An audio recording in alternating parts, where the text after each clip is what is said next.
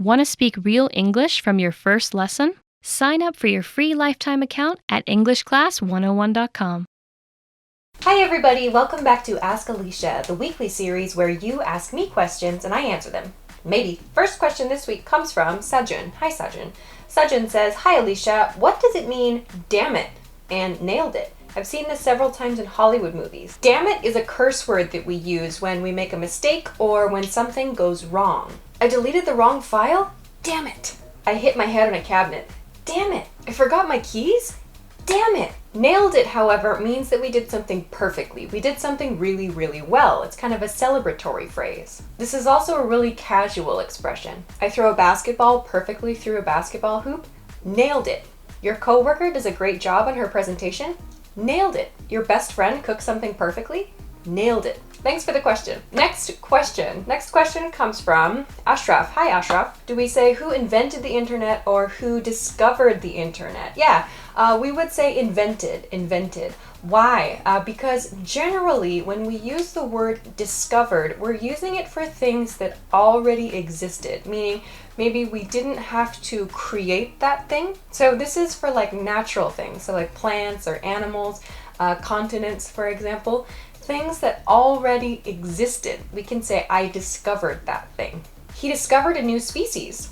She discovered an island. They discovered the cure. So then we use invented, on the other hand, for things like machines. So something that we had to create. It didn't exist before, but maybe we put it together or we created something new. That's when we use the word invent. Look, I invented a new machine. Elon Musk wants to invent new methods of travel. She invented an amazing robot. So I hope that helps a little bit, the difference between discover and invent. Thanks for the question. Next question comes from Mark. Hi Mark. Hi Alisha, I have two important questions. Let's look at number one first. Number one, when do I use to, as well, also, or either? What's the difference? Okay.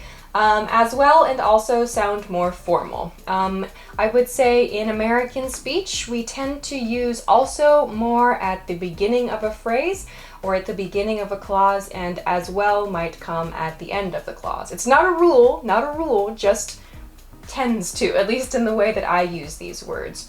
To is the one that I use most commonly in everyday speech. Either, there are a few different uses of either, so I'm gonna guess at which one you mean, but I'm guessing you mean like me either or me neither, which means not me, also not me, so that's like a negative. So me either and me neither actually both are used to express also not me. Hope that helps. Okay, let's go to your second question. Your second question was, when do I use answer, reply, or response? What's the difference? When we're sending and receiving communication, really they are the same. Response tends to sound more formal than the others. Answer also implies that there's a question asked. So we can use answer, for example, for tests, for like police interrogations, for investigations. When a question or an inquiry is given to someone, we can say like, give me your answer, or please answer me, or something like that.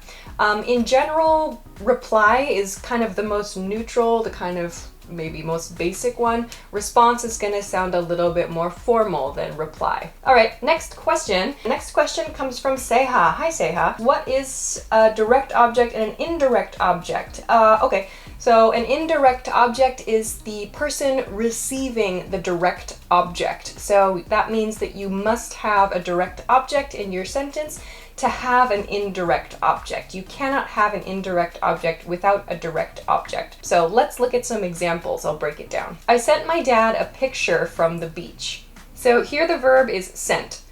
So what is the object that I sent? What is the object of the verb? In this case, it's a picture. So a picture is my direct object. So who is receiving the picture? My dad. That means my dad is the indirect object here. So my verb send, the thing that is affected by the verb is the picture. The person receiving the picture is my dad, therefore my dad is the indirect object here. Let's look at one more example sentence here. He cooked a roast chicken for his girlfriend. So here the verb is cooked, past tense cook.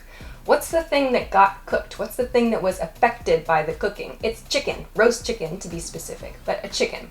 So who is the person who received the roast chicken? His girlfriend. So chicken is the direct object. The person who received the direct object is the indirect object, in this case, his girlfriend. So you need to have a direct object in order to have an indirect object. I hope that helps. Thanks for the question. Next question comes from Azad Omayer. Hi, Azad. Azad says, which one is correct? Why are you not talking with me? Or why are you not talking with me? Actually, we would say, why aren't you talking to me? Why aren't you talking to me? We use the contracted form there. I know it seems strange. Why are not you talking to me? This is apparently, I did a little bit of research into it, and it's kind of an older pattern of speaking, but we'll actually use this contracted form. We don't use why are not you speaking to me? We use why aren't you? Why aren't you doing this? Why aren't you doing that? Why aren't you sleeping? Why aren't you working? Why aren't you helping her? So I would recommend why aren't you blah blah blah to ask this question to your friend. Next question comes from Jack. Jack says, what does grammatically mean? Does it mean sentence structure or sentence meaning? Thanks. Grammatically relates to sentence structure. So if something is grammatical, it means it follows the rules of a language. If something is not grammatical, it means it does not follow the rules of a language in terms of sentence structure. So we can actually have effective communication in sentences that are not grammatically correct. Meaning, the sentence may not follow the rules of the language, but we can still communicate effectively. Hope that helped. You can check a dictionary for more information. Great, so those are all the questions that I want to answer for this week's episode. Thank you very much for sending your questions, as always. Remember, you can send your questions to me at englishclass101.com/ask-Alisha. If you liked the video, please don't forget to give us a thumbs up, subscribe to the channel, and check us out at englishclass101.com for other good English study resources. Thanks very much for watching this episode of Ask Alisha, and I'll see you again next week. Bye bye.